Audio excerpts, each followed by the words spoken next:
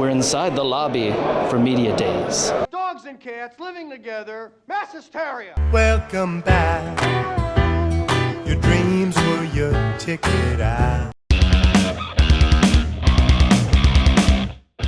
Welcome to The Review with your hosts, John Nelson, John Wilkerson, John Wood, and Phil Cantor.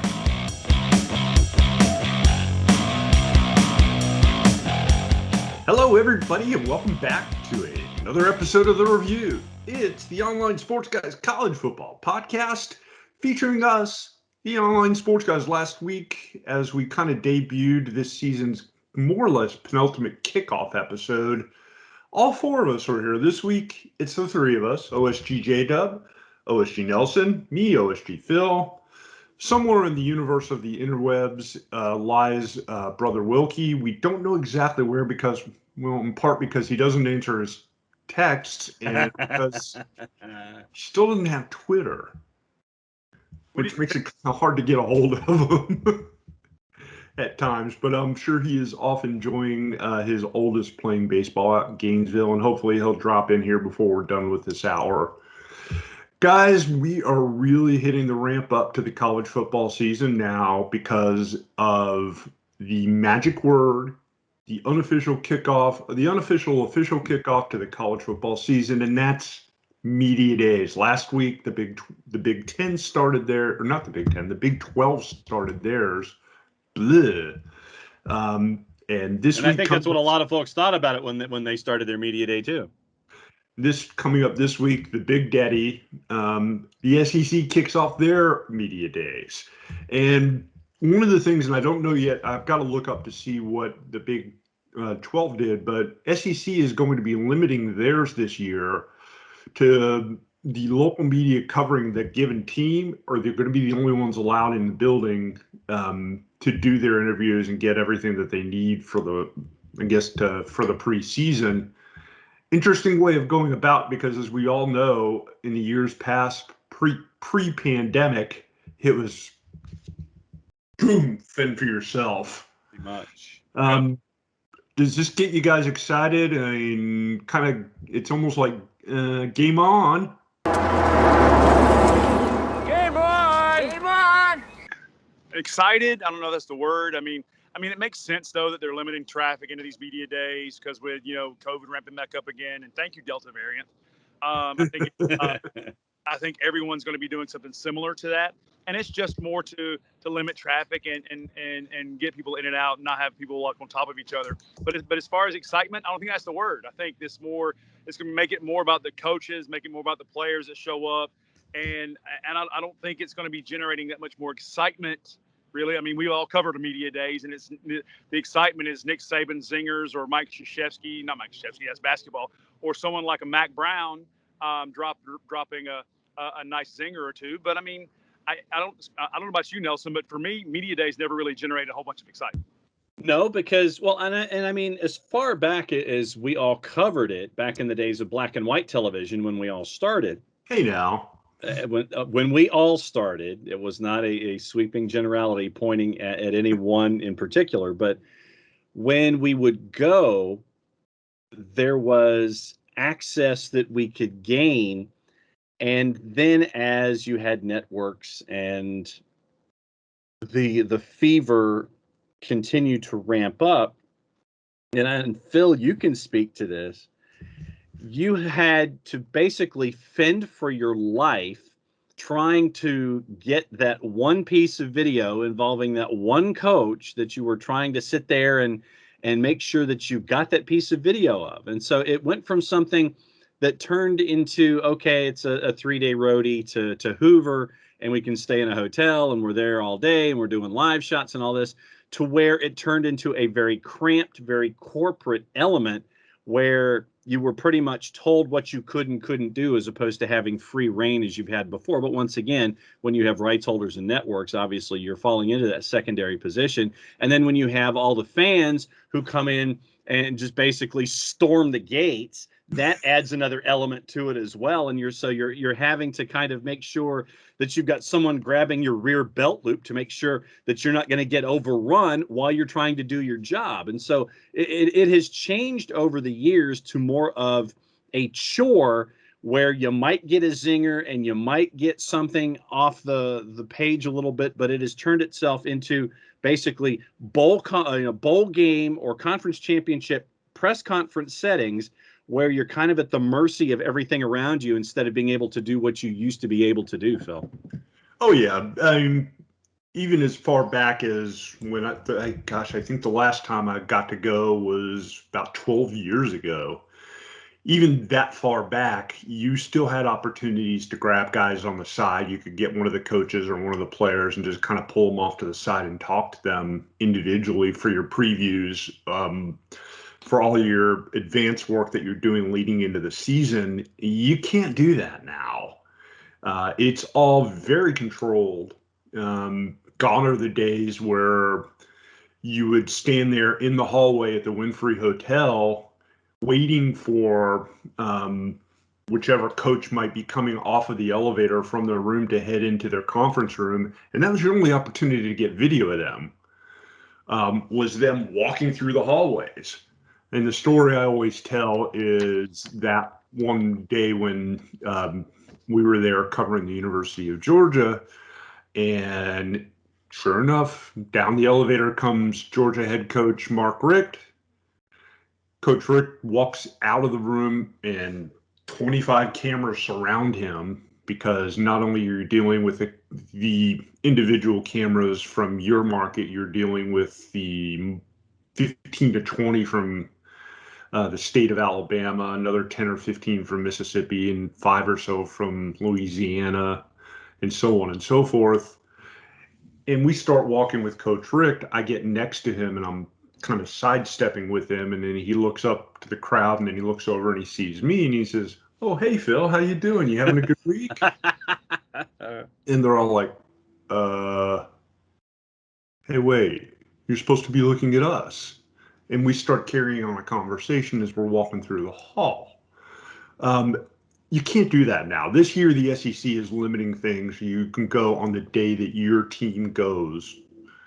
So if you're there to cover Ole Miss, if you cover Ole Miss during the season, you can be there. TV, radio, writer, whatever your job is, blogger in some cases. But when they're done, so are you. And that changes the tone of it. You can make a good argument that media days is kind of a throwback to a bygone era, because there's not really anything that productive that comes out of it. Like you said, John, it's filler.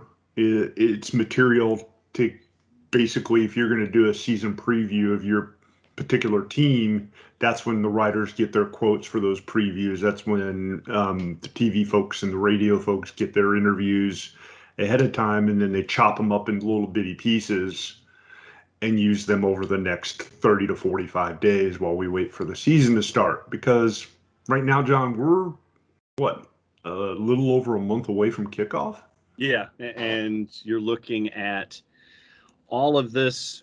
You're looking at this sprint that we're getting into the 2021 season with all of these different dynamics in play, and especially with the advent now of NIL and how you have players chasing that at the same time. And so, well, and we've gotten into it in our discussion in past weeks, where now with this added dynamic of players looking after their brand, J-Dub, you're kind of wondering, all right, so what's this going to look like, and what are the decisions that these athlete students are going to be making now as a part of this whole equation? Well, like I said last week, what Mac Brown said, don't put brand before your ball. And I think that that's something that we're going to figure out moving forward. I mean, some of these guys are going to look like, if you look at like a Dwayne Haskins at Ohio State when he was in town, or even Reggie Bush when he was at USC, what was more important to them there? Was it their ball or was it their brand? And I think that as if I was a coach, I would be worried right now, because we're right here on the cusp of the season. I've got some superstars on my team. How are they going to handle this? I'm going to lay down the gauntlet for the first week. Say, look, this is your most important thing. You're either with us or you're out there. That's how I would look at that. Maybe that's why I wouldn't be coaching for very long, but I'm saying that's something you got to look at. Coaches are going to have to get a control over that and over their stars, and really make sure that their brand is not more important than winning for the team. Let me ask you guys both this, spinning into that direction in the conversation here. Report coming out of Texas over the last 2 to 3 days that one of the Texas A&M blogs that follows the team over the course of the season and apparently gets a decent amount of web traffic and has quite a good sponsorship backing is paying 3 of the higher profile players on the Aggie squad $10,000 each to have exclusive interviews with them throughout the course of the season. I'm curious to see how that plays out, because I'm wondering, they didn't really make it clear as to whether that means that they're not allowed to talk to anybody else. Right. Does it mean that they spend an hour a week doing the sit-down interview with them where everybody else just gets them generically? How do you enforce that? And for the schools, how do you control the message when all of a sudden you've got guys going rogue and going wherever they want to go? I mean, J-Dub, take it. I'm saying, you think the word exclusive. If I was a journalist in covering there in College Station, I would be worried about what the word exclusive means. That if this blog gets exclusive rights to said player, does that blog essentially become the pool for the area, TV stations and radio stations and everything else, newspapers? I mean, that's a slippery slope, and that's a lot of money tied to it. And I understand the need for content. But, I think the definition of the word exclusive needs to be really spelled out. And if I was a general manager of a TV station or radio station or newspaper, I would be getting my legal teams involved and figuring out what does this mean for us moving forward, especially if we're able to put local content on the air. I mean, don't you agree, Nelson? Yeah, well, and I mean, think about it this way. Think about when we were all in the news gathering business and you go through the proper channels, and the universities themselves, when we would go for the weekly media gathering and you get the stock sound bites from the coach and a couple of players that are brought in by the university on a weekly basis, then you could always make those special requests for player A, B, C, or D that was not on the list or who was not going to be a part of the scrums that you're going to be a part of. Does this mean for the Bryan College Station, Texas DMA and for Houston and for any other surrounding TV market that wants to come to a Texas A&M Scrum Media Day opportunity to get sound on a particular game, let's just say that you request those individuals to be a part of the campus-oriented sports information department sanctioned media day? Yep. Does this mean that you can't ask for those players anymore, which I would severely doubt, because you're on campus and they're a part of a team? I mean, this introduces a whole different dynamic that, standard news gathering is going to sit there and raise its John Belushi eyebrow at. When you're looking at this, it's like, what, I can't have these players come in as a standard scrum or as an extra request because an entity, a website, a blog, it has paid these guys through NIL for exclusive content? How can it be exclusive content unless it's, things that, as a journalist, I'm not going to ask about? It's like, does the website get to sit there and ask them about their favorite meal, and I'm not allowed to ask about the favorite meal? Or if I do, they're not going to tell me and I have to find it and credit texags.com? I mean, I want to know what this means. Exclusive. You're dropping 5 to the left of the decimal place, allegedly, for these players to have exclusive access when they are under scholarship to a university. Is the university going to pull the scholarship away and then say, okay, well, then you're on your own and, we have no control over you? Then you wouldn't be. I mean, there are so many different elements here that raise so many red flags, and how this needle's going to be threaded, Phil. I mean, I can't wait to see how this gets pulled off. And I guess we could sit here and say only in Texas. And I'll take you behind the scenes a little bit here from my days as a sports producer and photojournalist. When we would go to cover Georgia's Media Access Day, which at that time was on a Tuesday, I would go up there and I would email the sports information director the day before and say, hey, I'm going to try and get specific sound with A, B, and C. Mm-hmm. If he could do it, he would pull them for me and we would go off to the side and talk, but sometimes we couldn't. And I would just ask my questions in the group scrums. But it gave me the content that I needed, which was usually a couple of stories to get me through the week. And then I had an hour-long show that I had to fill every Saturday after the games. And I needed that content for feature stories to fill up the show. Mm-hmm. And it was a time where it gave you the ability to go behind the scenes with the players, to get to know them a little bit better, because you would ask them a little bit more personal questions.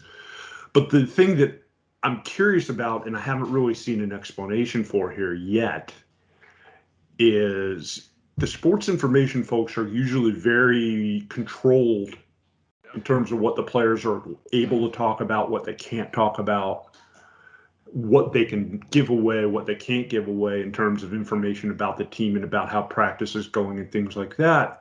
And you're talking about the wild, wild west here. If you've got guys going off on their own doing interviews that aren't there with the sports information director standing over the shoulder of the camera, what happens the first time that, say, Isaiah Spiller, who's one of the kids from A&M who's going to do these separate interviews, what happens if he gives away some injuries or some key plays or key formations that they're going to set up on offense? I mean, yeah, even if it's just a throwaway sentence where he says, yeah, I mean, even if it's unintentional, and in this interview, it's like, yeah, he twisted his ankle pretty bad, in practice. I mean, you're going to get those kinds of things, dude. Yeah, he's not playing this week. How do you think, J-Dub, Jimbo Fisher's going to take hearing players getting hurt on that show? It won't go over well, and I'm sure Nelson would be not unhappy if Jimbo had to do that. But that's a whole separate issue. Yeah. But going to throw in some behind-the-scenes stuff here. You mentioned the SID folks, Phil. When I was the sports director at WDNC here in Durham, we were the Duke flagship station. Flagship meaning everything Duke we covered, right? It was a radio station. But that didn't mean I had access to everybody. Yeah, we were their flagship, but I still had to go through the SID. I still had to go through the proper channels. I had to get, request people. Sometimes I did, sometimes I didn't, and it was very controlled through the SID department. And you were very right when you said that they like controlling the narrative coming out of their student athletes. And if you think of exclusive content for a blog, think about all the graphic designers and the social media folks in universities employ now. Does the exclusive web content, does that now prevent a school's Twitter account from putting up a Twitter graphic with a student that signed that contract? I mean, this is more than just interviews. That exclusive tag goes deeper into the sports information world. And I'm like Nelson, I have to see what this means, because if I was an SID, I would be worried that if, like, say, for example, like I said, if Isaiah Spiller signs this contract, he's one of the star running backs. I mean, what is Jimbo going to do when he gives away an injury? What's he going to do? How's he going to enforce that, right? And that's going to really make it hard for administrations and for coaching staffs to deal with the flow of information.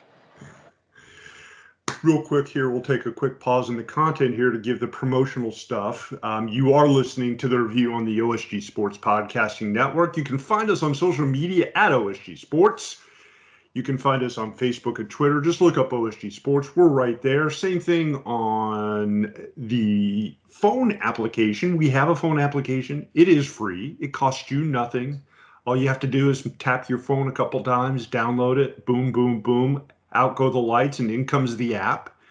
And you can get all of our content there. Just look up OSG Sports on Google Play, at the Apple Store. We're there. We'd be more than happy to have you download our stuff, and you can get some notifications whenever a new show drops. Oh, and I would be remiss if I did not mention our YouTube channel, again, at OSG Sports, where you can actually watch the review. Guys, we were talking about some of the ramifications, again, over name, image, and likeness, and I think that's something we could probably go on for days and days and days. But spinning off of that was a comment this week by NCAA President Mark Emmert talking about reducing the role of the NCAA when it comes to college sports. And yeah, on the surface, you can kind of laugh at that and say, they really haven't done the whole heck of a lot over the last decade anyway, which they haven't. They don't have a whole lot of teeth. But are we on the fringe of walking into the wild, wild west right now? Because it sure the heck's between him saying that, between guys signing contracts for exclusive interviews, guys getting paid to do pretty much everything that they just to mention a product. Are we in that era where everything goes? Because it doesn't really seem like there's going to be many repercussions for anything. Aren't we already there? That's what I'm saying. Yeah, no one cares about the NCAA anyway. I mean, Mark Emmert literally saying we want to have less control of everyone. That's just him stating the obvious. No one trusts us, therefore we don't have control. Therefore, I have to give it a title to say we're giving up control. Baloney. Arguably, they don't have much say-so when it comes to the Power 5 college football conferences anyway. At this point, the college football playoff controls all the championship stuff. Anything that really matters now in college football goes through them. But, John, this has a bigger implication when it comes to maybe college basketball or the lower levels of college football, doesn't it? Oh, yeah. But, the way that I look at it is I think we're already in the Wild West. And I think that for the NCAA, go ahead and reference the Mark Emmert quote one more time, just so we can get it out there one more time. It's time for the NCAA's role to be reduced. It already is reduced, dude. Not officially. I mean, you've been either disinterested or superseded for quite some time. You have had folks run jet sweep on the NCAA's took us for a long time now. And they played their defense one way, they shaded one way, offense ran jet sweep, and the NCAA is sitting there going, "Oh, what happened?" Yeah, Emmert did a news conference this week, and basically he said that the NCAA things should be perhaps become more decentralized with power shifting to schools, conferences, and individual sports. And they're not already? Because, quote, when you have an environment like that, it just forces us to think more about what constraints should be put in place ever on college athletics. And it should be the bare minimum. And that's a quote from the Associated Press. 5 conferences don't already have more influence over athletics than anything coming out of Indianapolis. You're an idiot if you think Mark Emmert is anywhere close. Oh, yeah, the SEC and the Big Ten basically run college football outside of the College Football Playoff Committee. Insane. This guy is just looking for airtime. He's trying to be relevant again. Like I said, and yet he just signed a new contract, but I guess that's also a whole other subject matter. But if not the NCAA, who oversees this? How do you restrict this? Because you're talking about a sport that they couldn't police themselves if they wanted to. JW, you're on a roll. Go for it.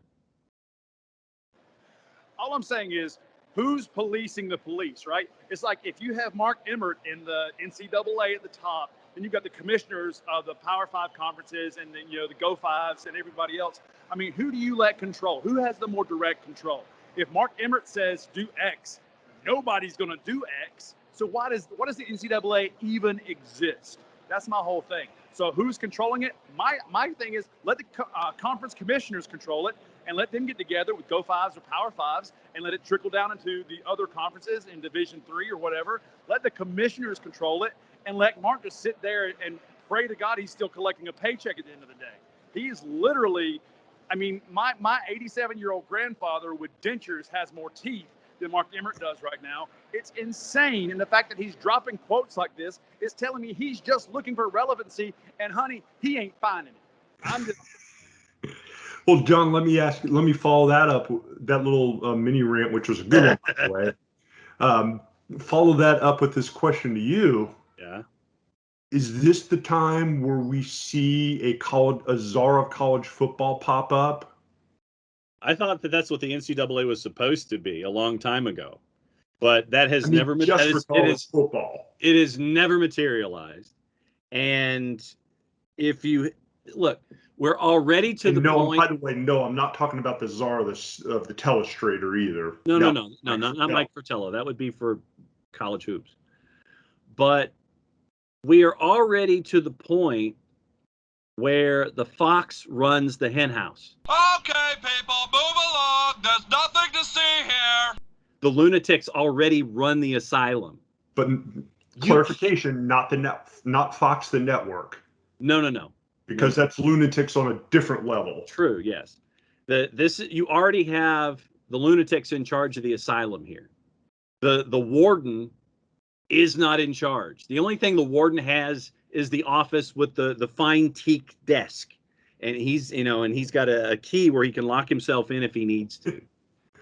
That's all that the NCAA has right now. You've got the office on the top floor where you've got the nice little bay windows, and you can kind of see what else is going on down there with all of the action going on. You can see what's going on in the courtyard, but you're in that office and you got nothing going on. I mean, and you have lost and or usurped control over the last handful of years to these big conferences, to these large schools. This to me continues to sound like CFA 2.0, where in the 1980s, you had the CFA break away to create their own television contract, and it was with ABC. And so there would always be in the mid 80s, you'd have the CFA on ABC with, Lee Grosscup, Al Michaels, Frank Broyles, whomever. They already run the joint. So every single time the NCAA or anyone attached to that ivory tower wants to sit here and say, oh, yeah, everything's cool, but, I think we need to do this. It already happened, and you didn't have any say about it because you let it happen. Come on, man. Think about a Breakfast Club analogy here. Think about the principal over detention, right? The principal tells them all the things to do. That's Mark Emmert. Then you have the benders of the world, like the Power 5 conferences, that say, yeah, fine, whatever. As soon as you turn your back, they do whatever they want to anyway. So I think that's what's happening. Maybe like Principal Skinner in The Simpsons. It's just, the guy literally gives orders that no one follows. So, he just needs to give up. Guys, what do you say we put a wrap on the first half of the show here and throw it to the break? Because when we come back in the second half of the show, I want to talk about one of probably the last good coach at the University of Nebraska who stepped down here over the past week. That and all the other news that's fit to spit back out to you here on The Review. You are listening to The Review on the OSG Sports Podcasting Network. We'll be back in about around a minute.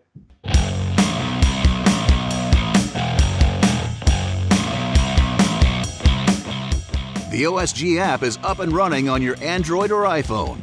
Install the OSG app and listen to our podcast from college football, soccer, and lacrosse. What are you waiting for? Download the OSG app today.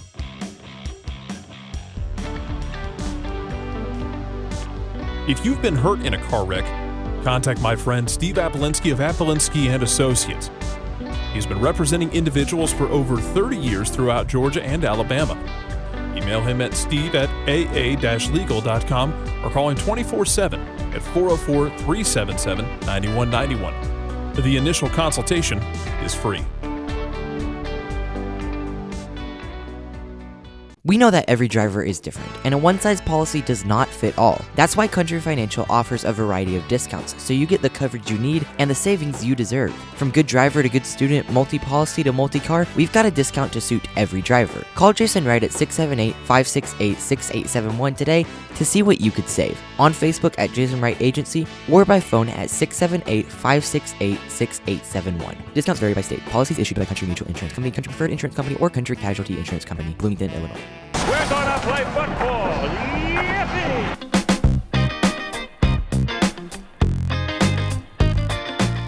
Congratulations, you have made it to the second half of the review. This is the Online Sports Guys College Football Podcast. We are the Online Sports Guys, and we love to talk about college football. OSG Nelson, OSG J-Dub, me, OSG Phil. Missing this week, Brother Wilkie, who is probably in search of his Twitter handle. Hopefully he'll be back with us next week. And Mess guys, with the bull, you show get the horns. At length about the NCAA and name, image, and likeness and things like that. And one last detail on that I want to get to before we move on to some other stuff. Came out this week that, over the last 2 weeks, one, the 5 players at Ohio State who got in trouble back in 2010 because of Tattoo-Gate, they want the 2010 records reinstated. The other is Reggie Bush wanting his Heisman back. Don't open those doors. Yeah, I don't even need to ask a question here. It's just like, how bad of an idea is all of this? Dude. I mean, that's not even the standard spelling of the word dude. It is D-O-O-D. Dude. Don't open that door. You don't want that. You don't want that anxiety closet open back up. You really, really don't. Don't ask questions you don't want the answer to. How do you go back and undo something that's already been done just because something happened in the future that would have changed the way things happened in the past? I feel like we just stepped into the Terminator movie all of a sudden. Yeah, I don't know how we managed to make it to the multiverse, but yet here we are. And the thing is, if you do it for one, you've got to do it for everybody. Yeah, it's like where if you start in this one example, J-Dub, how far back do you go? Again, this is an example of the NCAA having no teeth. There's no one there to enforce it, so they're trying to take advantage of a weak commissioner. And, like I said, if you do it for these guys, you got to worry about going back to the beginning of the NCAA, the beginning of athletics. If there's anything that was going on, back in the 1800s, 1900s, I mean, everything's fair game if you do that now. You just cannot open the door here. It's a slippery slope, and it's not even a door we even need to open right now. Just let sleeping dogs lie. Yeah, you got a handful of guys over the last, just that I can think of right off the last 4 or 5 years who've gotten in trouble for little things like giving somebody a game-worn jersey or things like that. I can remember A.J. Green having to sit out for 4 games because he sold one of his game jerseys to a collector for $300. Yeah. Johnny Bell's in the background going, just waiting to hear what's going to happen so he can jump in with all the stuff that happened with him when he was at A&M. Yeah, and the Georgia people would argue that losing AJ for those 4 games may have cost them that a national championship that year because they were that good of a team, but they weren't quite the same. And then that some lawyer who's a big UGA booster is going to sit there and take them to court because of the retroactive damage that was done to UGA during that football season because of that suspension. That's the road you go down. And if you had a commissioner that knew what the hell he was doing and knew how to run an organization, this wouldn't even be an issue. Yeah, the Ohio State 5 want Jim Tressel to get his legacy back as well. You don't want to open that door. No, I mean, what's done is done. There's an old 70s song, I think, that says you can't change that. No. Can't. Yeah, it's a line from a Ray Parker Jr. song. What happened. What's done is done. Move on. Like I said, let sleeping dogs lie. Speaking of moving on, we're going to move on here. And former Nebraska head coach, now former, where was he coaching? In Ohio U. He was at Ohio U. That's right. Ohio University head coach Frank Solich announced this week that he is retiring from college football. Solich,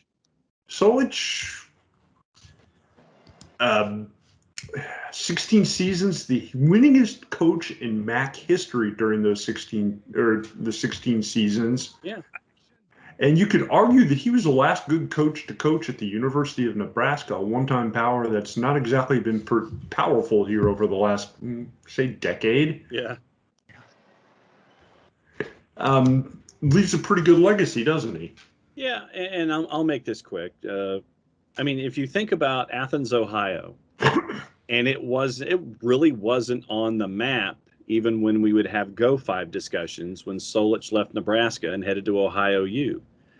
But what he has been able to do is introduce a period of stability and turn a program into a constant factor, A, in the MAC, B, in the Go 5, and C, in the fabric of what these mid-major schools can be if you exhibit patience with an individual and let him build his system. You don't sit there and after 2 or 3 years, if something's not going right, you sit there and you pull the trigger.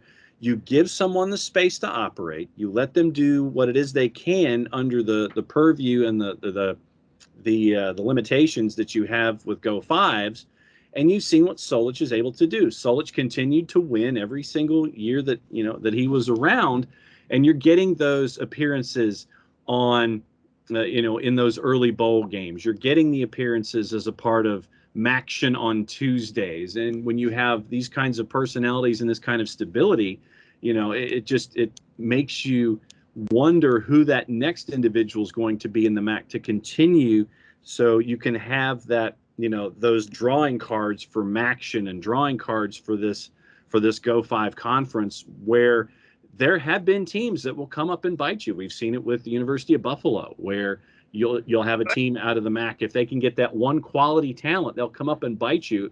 And I think that stability has been a part of this equation. And you saw that, J-Dub, at Ohio U with Solich. And the thing with Solich is a coach from another time. And he was one of the last of that era of old school coaches.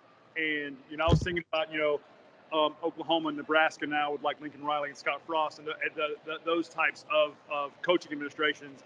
I mean, Solich is just one of those guys that when you watched, you knew what kind of team you were going to get from him, right? And when he moved to Ohio U, he brought that same type of mentality there, and the administration let him coach, and they didn't micromanage him and let him do his thing. So, I mean, kudos to Frank Solich, one of the last, that era of coaches still coaching, fantastic man, fantastic coach, and I wish him all the best.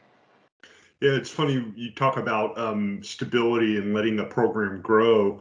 Part of the reason Solich ended up at Ohio in the first place is because after replacing Tom Osborne at Nebraska at the beginning of the 1998 season, he had a pretty good run in Nebraska. 5 years, he won 58 games, losing 19, actually 6 seasons, I'm sorry, and had 3 10-win seasons and won a Big 12 title, but that wasn't good enough for the Nebraska folks. Nope, and it should make you think about what you missed out on by chasing him away, too. Yep. Yeah, I mean, it goes back to that old adage, you never really know how good you have it until you don't have it anymore. Right. And Nebraska hasn't even come close to that level of success, really, since he left, 18 years ago, is it now? Yeah, I know. 2 decades ago, yep. I mean, that's a lot. Trying to look through here. You guys got anything you want to talk about here as we kind of inch our way towards the end of the show? I'm trying to think of anything else going on when it comes to college football right now. Okay. So we talked about the fan base or the fan site at A&M. This has come out thanks to Tom Van Haren over at the Four Letter. The Michigan Athletics official retail store, the M-Den, announced it's partnering with Wolverine football players to create custom jerseys to sell with the player's name and number on the back.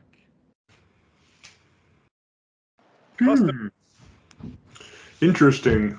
Another little name, image, and likeness nugget here, which I like to hear because it's not big-time Power 5 college football.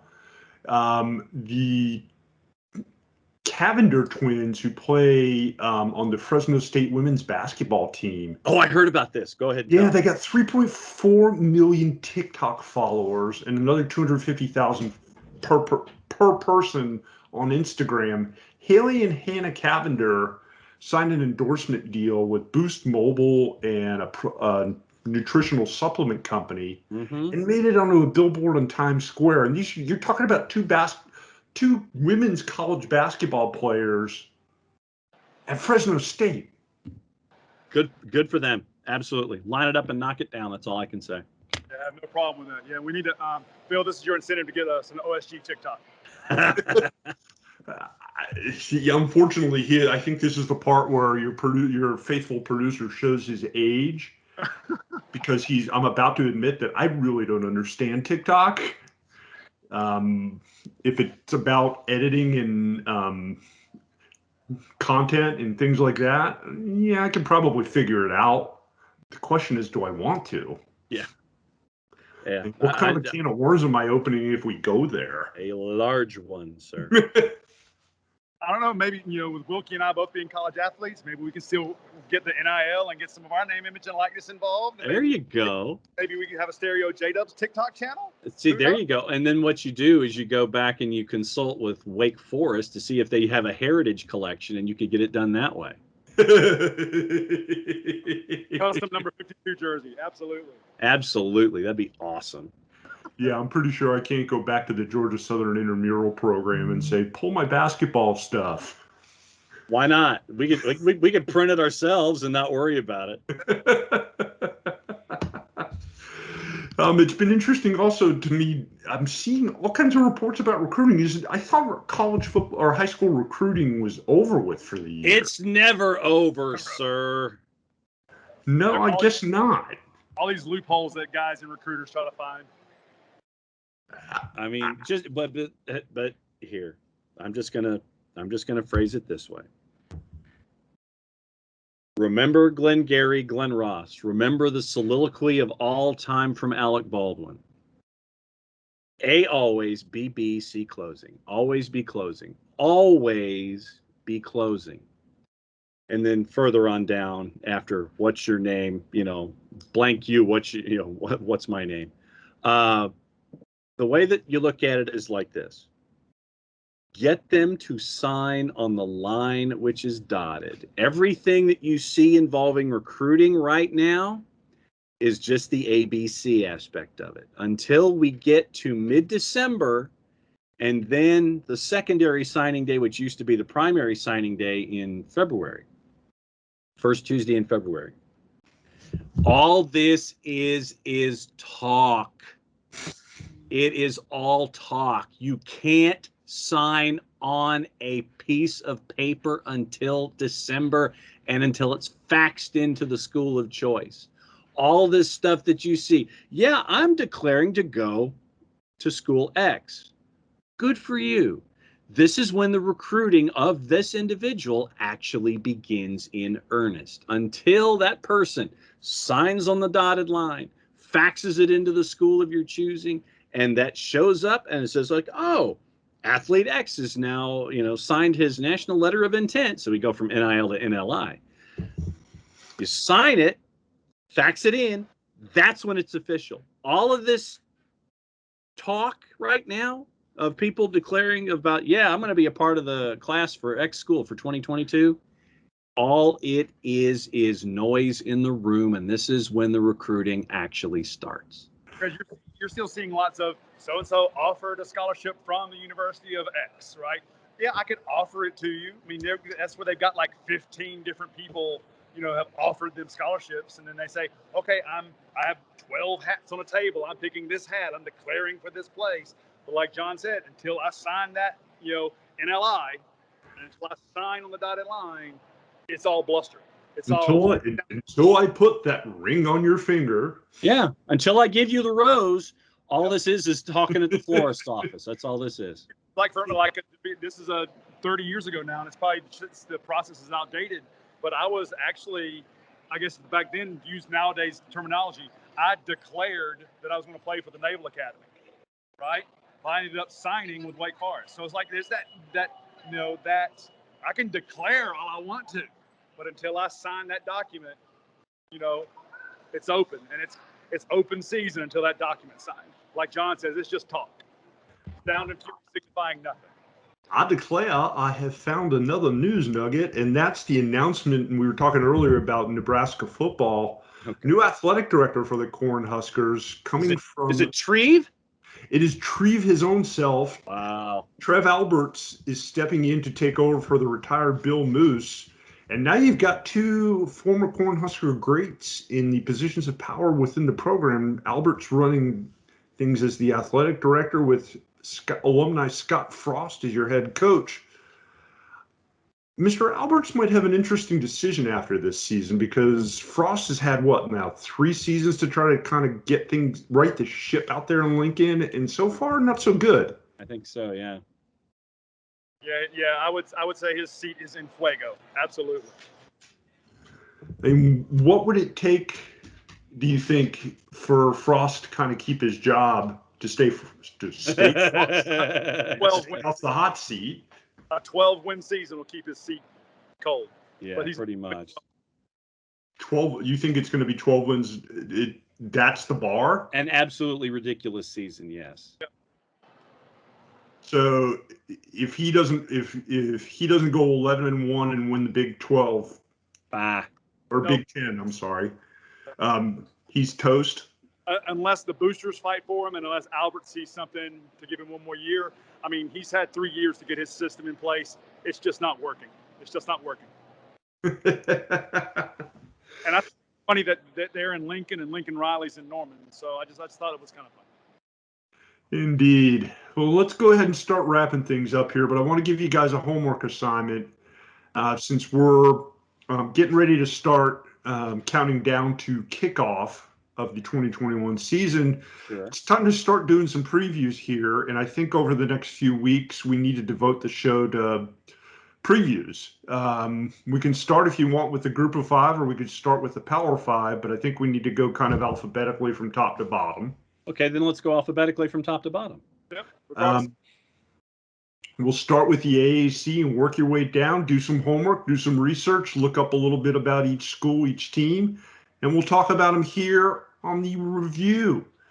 And for those of you listening at home or watching here on YouTube, if you've got something or a question or something that you want to know about your favorite team heading into the season, what you think they might do, or you want to discuss what they want to do, send us a video, send us a tweet at us. So send us a TikTok. You've seen our Twitter handles. Let us know what you think, what you want to talk about, a comment or something that you want to say about it, about your favorite team and how they'll do, and we'll kind of bring it up here over the course of the show. What he said. Yeah, and we'll mention your name on the show, and we'll get Phil to send you some custom OSG swag. There you go. Oh, boy. What's the matter, Colonel Sanders? Chicken? That woke him up. Yeah, I have to make some. So I guess we'll let J-Dub go back to shopping here at the shopping mall. And John and I will go back home since we're both at our house and sign off. Thanks for tuning in, everybody. You have been listening to The Review, the college football podcast here on the OSG Sports Podcasting Network. Thanks for tuning in. Have a great week, and we'll catch you again next week. Bye-bye. Thanks for listening to The Review. You can find this and past shows by downloading the OSG Sports app on your mobile device. And enjoy all of our shows from the OSG Sports Podcasting Network. The OSG Sports app is up and running. Download it today.